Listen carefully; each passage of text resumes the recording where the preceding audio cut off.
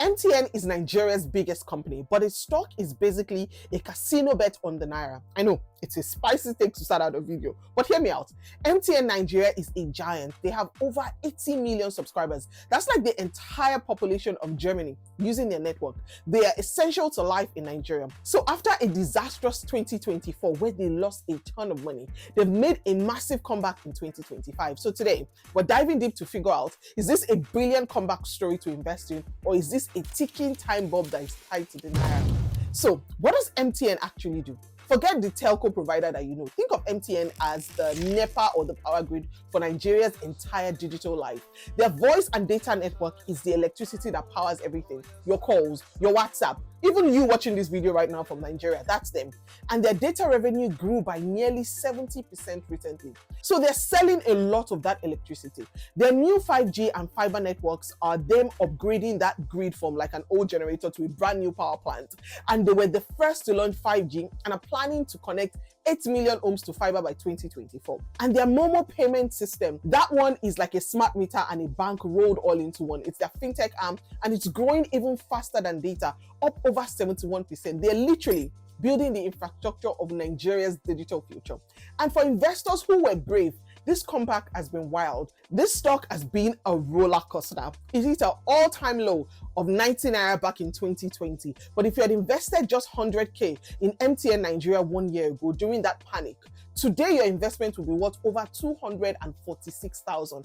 That's a 146% return in just 12 months. And that's not even counting that it's grown over 236% over the last 5 years. So the hype is backed by some serious good numbers. And that 2024 loss that I told you about, look at that comeback story. In the first half of 2025 alone, their service revenue surged by over 54%. And then their profits, they clawed back a massive 500 and something billion from that loss last year to post a huge 400 and something billion profit this year. So you see that it's a true comeback story, and their strategy of adjusting their prices, growing their data and fintech arm is clearly working. So it's an amazing comeback. Business is booming. And it's, of course, time for you to invest, right? Just hold on. When I looked at their balance sheet, I found something that made me go, oh yeah, yikes, not so great. You know, shareholder equity, all of those things. What does that mean? In the simplest term, if a company sold all of its assets to pay off its debt, would there be anything left for the owners and the shareholders? In MTN Nigerian's case, as of right now, the answer is no. Their liabilities are bigger than their assets on the book. So yeah, what does all this drama mean for us? For those of us living in Nigeria, you use MTN every single day. You see their success firsthand, but you also feel the direct pain of the Naira devaluation that caused that 2024 loss. Investing in MTN is like investing in a mirror of our own current economic reality. And for people like me in the diaspora, you know, watching from UK or US and co, you see a massive, successful African brand and think it's a great way to invest back home. But you need to understand that this stock is a direct high-stakes bet on the Nigerian economy that you might have left behind. Ask yourself, are you prepared to bet on the Naira stability from London or Atlanta? Because 2024 proved that even when MTN's business does well, a volatile currency can wipe out all of that games like this. So let's be crystal clear on the risks. Based on my research, here are 3 big red flags on MTN Nigeria. Red flag 1, foreign currency risk. This is the big one. The report is very clear. Their 2024 loss proved their extreme vulnerability to Naira. So let me say this plainly. Your investment can be wiped out by currency move. Very easy. Even if the company sells more data to people. Red flag number 2, balance sheet weakness. That negative shareholder equity is a major financial vulnerability.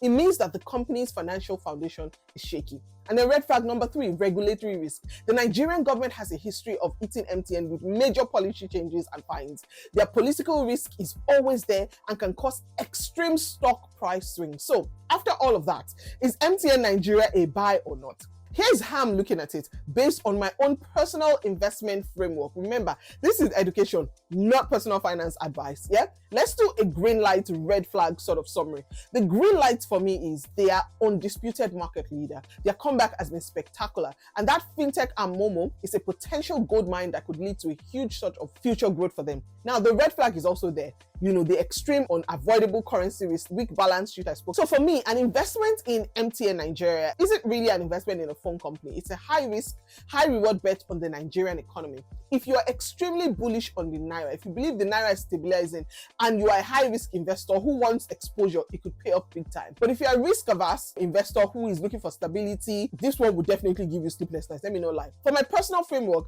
I need to see a stronger balance sheet and a bit more currency stability before I'm comfortable. The most important thing now is you have the framework to make that informed decision. So what do you think? Are you bullish on Nigeria and buying MTN, or is the risk just too much for you? I would say that I do have MTN stock. So even though I'm not buying more right now, I do have it and I've had it for a long while. So let me know what you think. Do you have some companies that you want me to give some great analysis for like this? Put it down in the comment section and I will do a deep dive into some of those companies. If you're in Nigeria, you can buy, MTN Nigeria stock on apps like Bamboo, Truth. And if you're abroad like me, you can look at international brokers like Interactive Brokers, some Africa-focused ETFs, and you get that. And if you want the exact step-by-step framework that I use to analyze stocks and go from anywhere in the world, get into waitlist of my upcoming Wealth Builders Investment Bootcamp. Just click the link in my description to join and be the first to know when the doors open.